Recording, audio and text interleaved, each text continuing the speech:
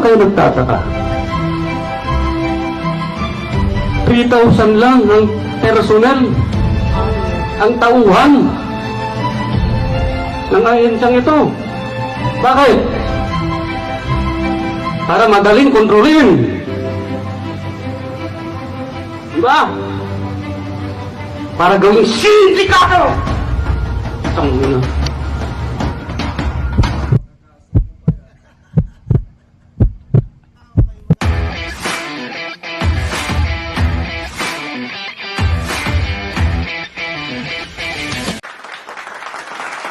Ayan, isang magandang araw muli sa inyo mga kababayan, mga kasulid. Maligayang pagbabalik sa ating channel. Sa araw na ito, muli mayroon na naman tayong re-reaksyonan. Patungkol nga po dito sa napakatahimik ni Boying ngayon. Ano ang naging dahilan? Kung ating matatandaan, bago pa po nagpalabas ng ganitong desisyon ang ombudsman na pinapasagot nga sila patungkol nga dito sa isinampa sa kanilang kaso laban nga sa pagpatay broadcaster Percy Lapid at pinapasubmit sila ng counter affidavit. Kung inyong matatandaan, ito ay 10 araw. So, mula noon, nung matanggap nila ito, mukhang nanahimik na rin sila. Wala na yung mayat-maya na mga pamidya nila kasama si Katapang. Ngayon mga kababayan, dito sa ating reaction video, nalaman po natin kung ano po yung dahilan. Tutok po kayo mga kababayan sapagkat ipapakita po namin ang maaaring posibilidad. Siya ba ay wala na sa ating bansa, umalis na, or mayroon siyang iniwasan dahil dito. Pero ngayon mga kababayan, sa mga ngayon palang nakabisita sa ating channel, bago yan, inanyayahan ko muna kayo na mag-like, paki-like ang video nito, mag-subscribe, pakipindot po ang notification bell all, at pakishare na rin kung inyong mamarapatin. Maraming salamat po. Mag-umpisa na tayo mga kababayan. Ngayon nga mga kababayan,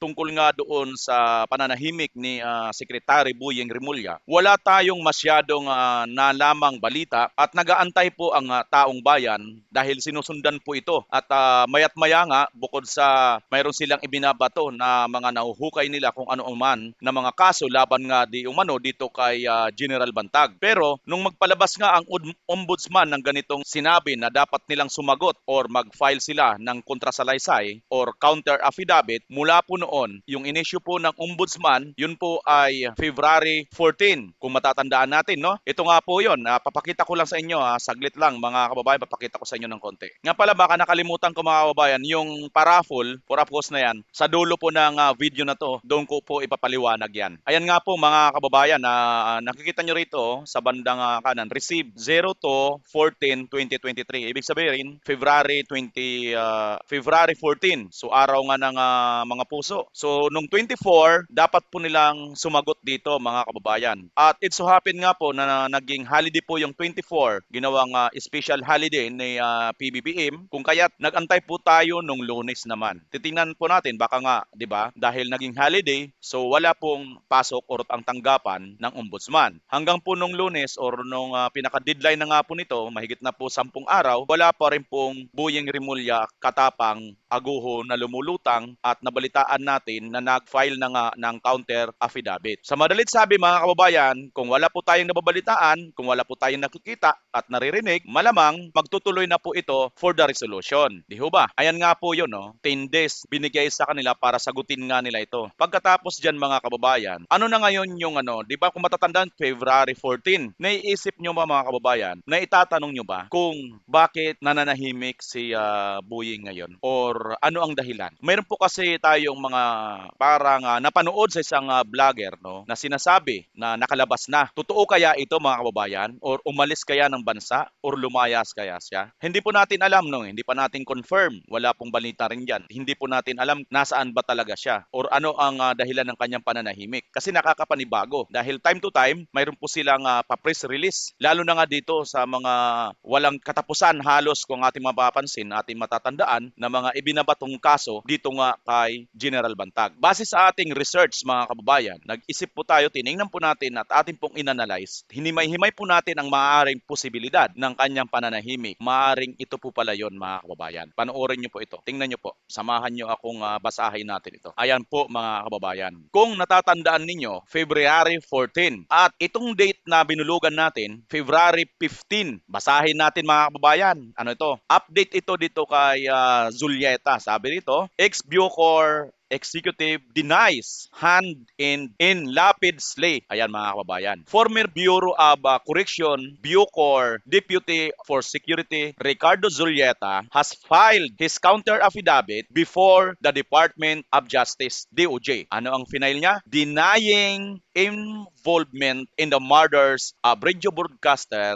Percy Lapid in alleged middleman Cristituto June Villamor Palanya. In a 5-page affidavit filed on February 15, Zulieta said he did not receive directives from suspended Bucor Chief Gerald Bantag to order prison gang members to have them killed. Ayan nga po mga kababayan, maliwanag. Muli, no, ulit-ulitin natin kung inyo talagang matatandaan, February 14. Kaya pala, hindi kaya or kaya pala nanahimik itong si Buying kasi mayroon pala nung kinabukasan ng 14 ng February 14, mayroon palang nag-file pala ito si Zulieta ng kanyang counter affidavit na dinideny niya ang kinalaman or ang pagiging mastermind ni General Bantag. Madalit sabi, ang inaasahan kasi nila itong si Zulieta pag lumabas, papabor sa kanila dahil ito yung magtuturo at ito lang ang maaaring mag-link kay General Bantag. Ang problema ngayon, hindi na pwedeng mailink dahil ayon dito sa counter affidavit ni Zulieta ay dinideny niya lahat ng mga sinabi nila. Ayan po yan mga kababayan. Ang nangyari siguro dito, atin lang naman analyze lang natin ito. Sarili lang natin na opinion or kuro-kuro. Hindi kaya dahil nga sa hindi na ito, kasi parang inaasam nila ito na makuha nila ito. Oras kasi na bumaliktad si Zulieta at mapanig sa kanila, talagang malaki ang chance nila siguro dito na maidiin nga si General Bantag. Ang system mga kababayan, mga kasulit, dahil nga siguro hindi rin kayang tanggapin ng konsensya ni Zulieta dahil alam niya siguro na wala naman talagang kinalaman at walang kasalanan dito si General Bantag. Ito nga, naglabas nga siya ng kanyang kontrasalaysay at ito nga yun, pinapabulaanan niya ang involvement ni General Bantag tungkol nga dito sa kaso. Kung kaya't malamang itong si Secretary Buying ay nanahimik na rin. Pati si Katapang, wala na po kayong nakikita ngayon na nahuhukay. Di ba kasi dati, mayat maya may kaso si General Bantag na nahuhukay si Katapang at si Buying. Lalo na nga ito si Katapang kung saan-saan nakakuha ng kaso, di ba? Ayan po mga kababayan, malamang sa malamang dahil dito pala sa February 14, ito yung malamang na dahilan kung bakit nagtahimik at hindi na nagparamdam halos DOJ Secretary Remulla. At baka nag-alsa balutan, di kaya? Hindi naman siguro dahil matapang naman yan. Sabi nga niya kay General Bantag, face the music, face like a man. Ngayon, siguro naman, may karapatan din si General Bantag. Sabihin din ni General Bantag, "Oy, Secretary Buying, face the music. Face like a man." O, di ba? Pwedeng sabihin din ni General Bantag yan. Kasi, kaya na nga, pinapasagot na siya hindi siya sumagot Ngayon, bakit natin sinasabi na hindi siya sumagot? Walang media di ba? Mahilig sila magpa-media. Maya't maya, kunting kibot, media sila, di ba? So, ibig sabihin, hindi nga sila sumagot. Kasi kung sumagot siya, malamang nakatutok na naman ang mga mainstream media sa kanila. Tama o tamang-tama?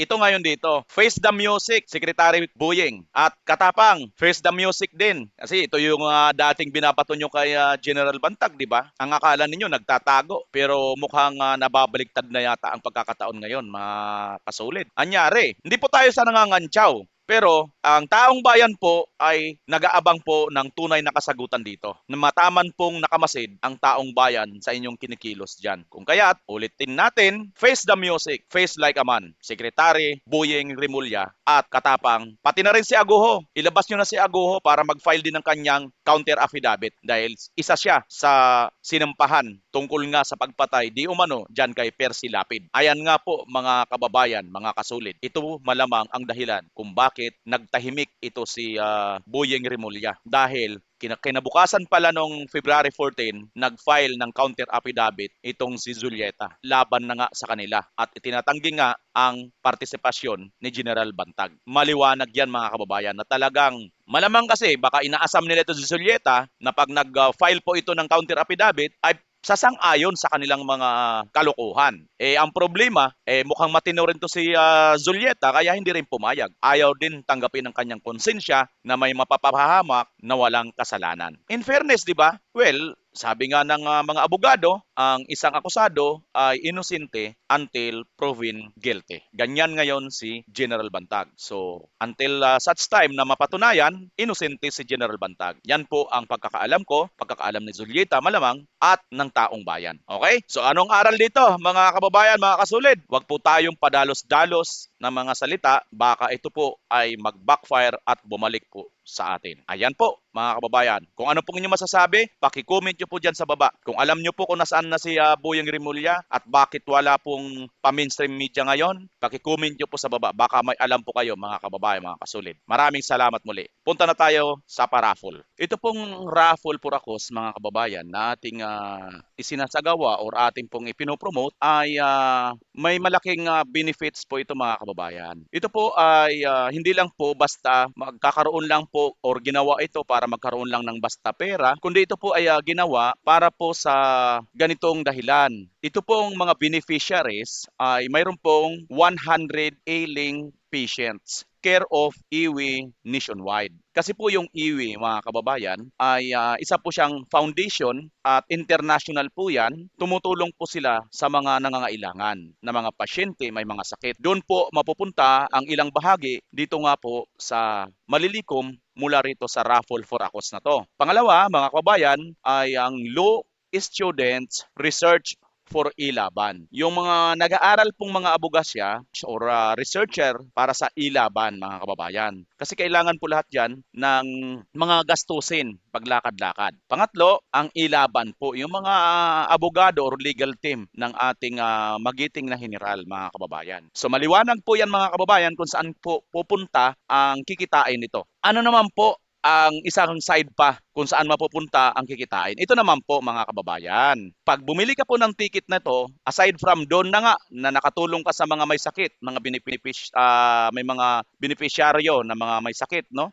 Makakatulong ka. Aside from that, ito naman po, ang ticket po na ito or should we say slots, hindi po siya ticket na literal, kundi slots. Bakit po slots? Kasi po, 1 to 5,000 lang po yan. Meaning, 5,000 ticket or slot lang po yan, mga kababayan. Pag bumili po kayo ng isa, may chance na po kayong manalo nitong Toyota Fortuner 2023 na automatic transmission. At brand new po yan, mga kababayan. Yan po yata ay nagkakahalaga ng 2.5 million or di ko alam, something nandyan na siguro, no? Yan po yan, mga kababayan. Plus may 15 pa po na mga Suzuki SkyDrive na mga motor. 15 po yan, mga kababayan. So, pag bumili ka po ng isa dyan, napakalaki po ng chance na mapanalunan mo alinman po rito sa napakaraming premyo. Plus, mayroon pa pong mga minor prizes or mga consolation prizes. Ayan, mga kababayan. Maliwanag po yan, ano? Sana po ay makita po ninyo. Ngayon, sa mga nagtatanong po, mga kababayan, kung saan nyo po ito ma-avail, ito po, pakikontak nyo po si Ma'am Virginia Mangawit. Ayan po ang kanyang number. Ayan po, zoom in ko na po, mga kababayan, mga kasulid. GCash payment, Virginia Mangawit, paki-chat, paki-text, paki-add nyo na lang po siya sa Facebook. Pag nakabayad na po kayo rito sa GCash, ay ang gawin nyo po, mga kababayan, mga kasulid, screenshot nyo po. Ngayon,